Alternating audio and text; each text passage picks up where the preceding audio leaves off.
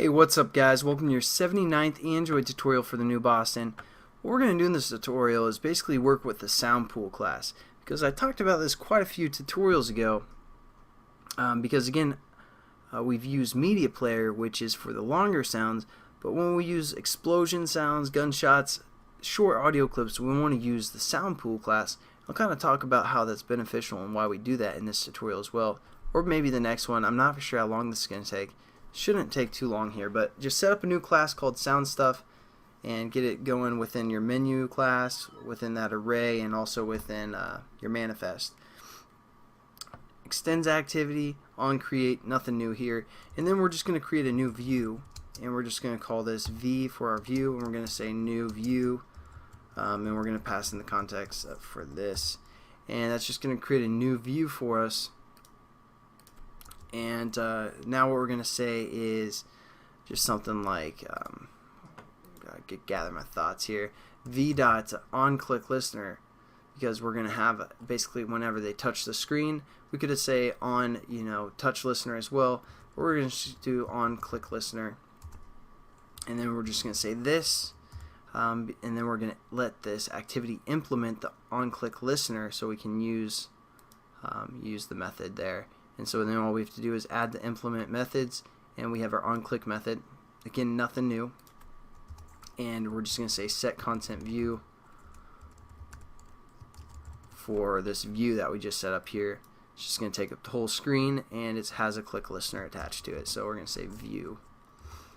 And there we go. We have our activity set up. Now let's set up our actual SoundPool class. So what we're going to say, we're going to go above this method here for a SoundPool, and we're just going to say SoundPool, and we're going to call the SoundPool object SP, and then just import our SoundPool, and we're going to set up this SP to be equal to new SoundPool object, and within the constructor or within these parameters to send back, we're going to say 5. Basically this first parameter, well, I'll show you after we type it out. And then for the second parameter, we're going to say audio manager dot stream music, and that'll just be the way that we're going to stream the music. And then we're just going to hit 0 for the third parameter.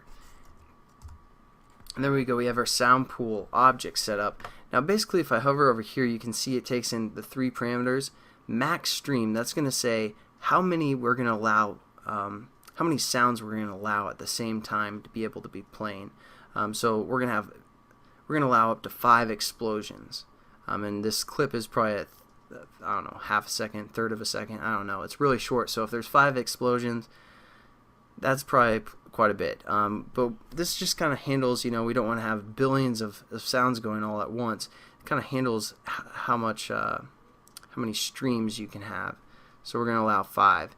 And the next type is the way that we want to stream the audio, and just the normal audio manager for this example for game applications will normally use stream music. So that's what we're going to use. And the third parameter, it's the sample rate. Basically right now it doesn't have any effect, so set 0 to default. That third parameter means nothing right now, because the Android developers haven't really set that up yet in the SDK. The next thing we want to do is we want to actually access the sound from a resource, which is our explosion.ogg.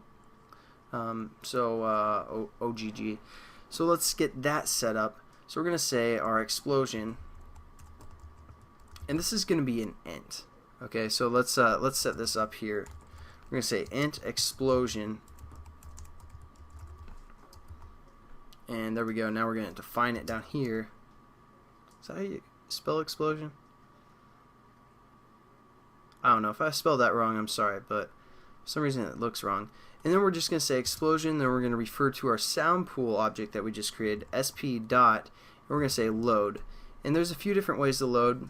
If you guys save the sound within your assets folder, you can use this assets file descriptor and set the priority, or if you have a string path, you can use that as well. And since we're loading from the resource folder, and we're going to use the ID, we're going to use this third load, which takes context, the ID, and the priority. And the priority basically has no effect as well, and it says use the value of 1. Use a value of 1 for future capability. So we're just going to click that there. For the context, we're going to say this. The ID, we're going to say r.raw.explosion. And for a priority, again, it's told us to say 1 for future capability, or and for the third one, we're just going to say 1. So there we go. We have that explosion now set up. Now all we have to do is we have to just basically play our explosion. So we're going to say anytime our view is clicked, we're going to use this onClick method to play our explosion. So we're just going to say explosion, and then we're going to say dot play. Why isn't it loading here? Okay, we're going to say actually our SoundPool now down here. So we're going to say our SoundPool dot and now play. And as you can see, it takes an int, which is basically that explosion that we set up, left volume, a right volume, a priority, which is, 0 is the lowest priority, loop, 0 equals it's not going to loop, and -1 says it's going to loop that sound forever, which we don't want. And then also the rate of playback. 1 is normal, but you can also go down to 0.5 or 2 if you want to change the rate that it plays back. So we're just going to click this method. For the sound ID, we're going to say explosion. Right volume, we're going to say 1, which is going to be the highest. And the left volume 1 and the right volume 1. The priority, we're going to set to 0. The loop, we want to set to 0 because we don't want it to loop forever. And the rate we're going to set to 1 because we want it to play back normally. And there we go, we're pretty much done. The only other thing that we can do, or that we might want to do, is basically this might take a little bit to load, and if we click before this explosion int is loaded, it might give us an error. So we're just going to quickly just say int is going to equal 0, something like that to start out with, and then once it sets this SoundPool load up, it'll change it from 0, and then that's just a way we can do error checking. So we're just going to say if explosion does not equal 0, we're going to play. Otherwise, it won't play that. So there we go. Let's just test it out, make sure everything works.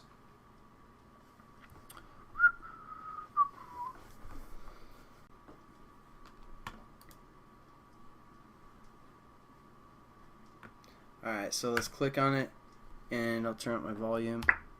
Alright, it's already up. And then we just, every time we click the screen, up to 5 at a time. So there we go, guys. I'll catch you guys in the next tutorial. Have a good one.